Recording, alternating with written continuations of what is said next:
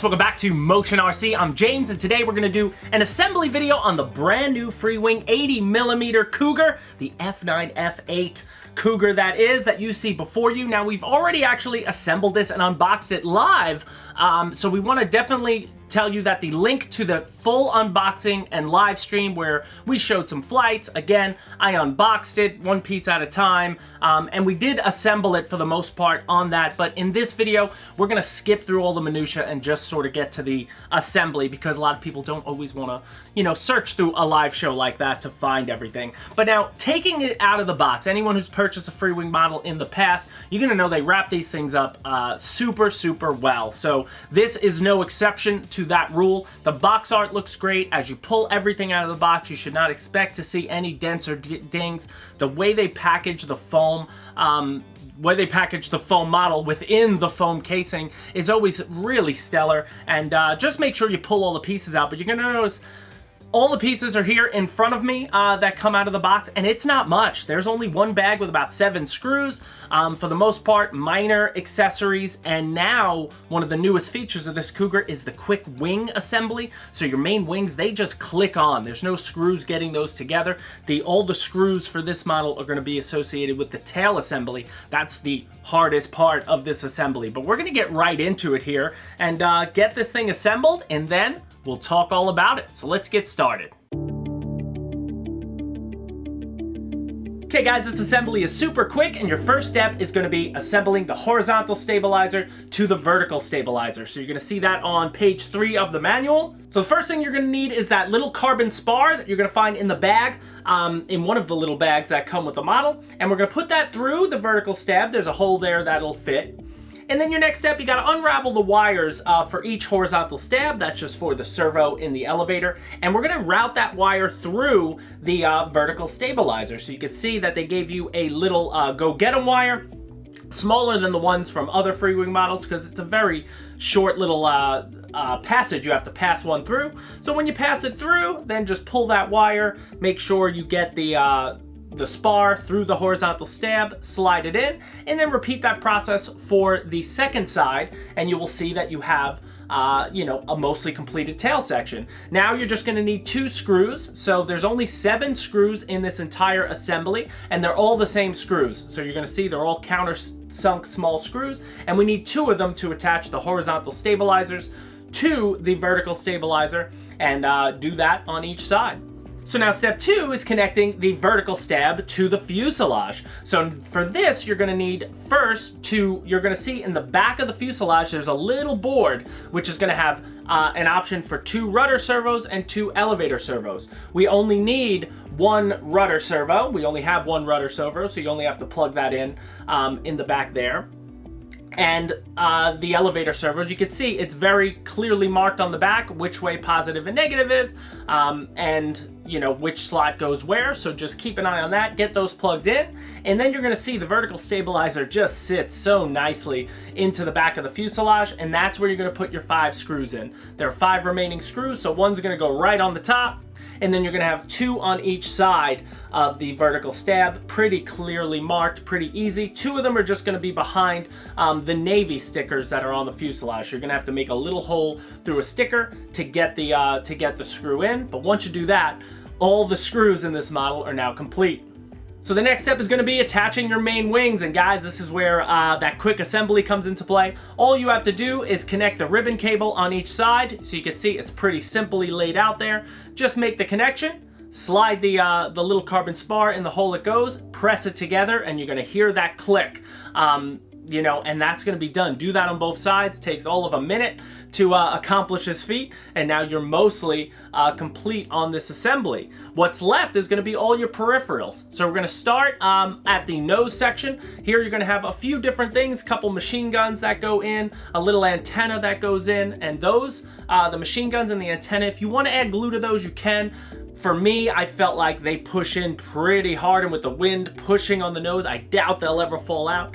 but I didn't use any glue there, so I got the 2 guns on each side, 4 guns in total, the antenna, and then this is where you get the option. You have 2 different nose cones. So one's going to be the big refueling probe that sort of gives the model a little character, you know. That's the way you see it on the box art. But if you don't like that out there, you could always use the smaller nose cone that's just going to round off the nose so you don't see the refueling probe. So either or, that's completely up to you what you want to press. And then lastly, you're going to put on all your ordnance. So this comes with 4 missiles and 2 drop tanks, and the only gluing you're going to need to do is for those drop tanks for the magnetic pieces that are going to connect the drop tank to the plane. So I'll just cut it up a little bit with a razor blade. You're not going to see it anyway. Then I put the glue in, press it in, give it 5 to 10 minutes before you try to hang anything off of it. Just make sure it's nice and secure. But then you're going to see your drop tanks, again, magnetic. They're going to go right there. And then the 4 missiles, they're only on that MWS railing system that you're very familiar with if you've ever used Freewing models before. Same thing, it sort of just locks and slides into a groove, and they're not going anywhere once you're locked in. And there it is, guys. You're going to be done with the assembly once you finish off those missiles and the drop tank. And here she is, all done up. If you haven't seen it already, she's a good-looking model, the Cougar, and we're excited to have it here. And you see it now all plugged in. I got my receiver bound up. For this model, you're going to need at least 7 channels.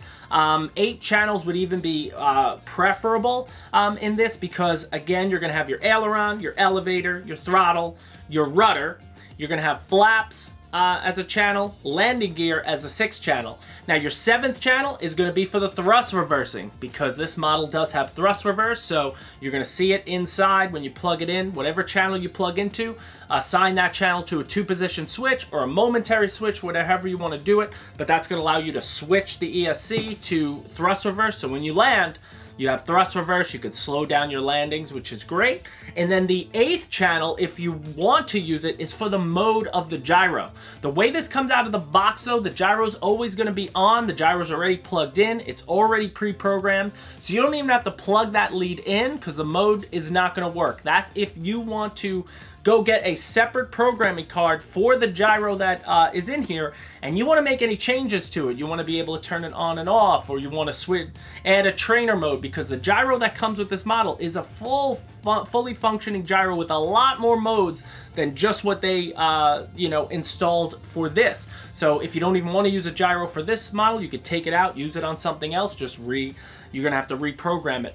But if you were to plug that lead in, then you would be able to put that on a 3-position switch and have, maybe a mode for gyro on, gyro off, and like trainer mode, which is like auto level mode, something like that. But that's for a whole nother video. We have a video on the E52 gyro if you want to do that. But like for the case of this, I didn't plug it in, so I have that one lead out, and it says gyro mode on it, so I just didn't even plug that in.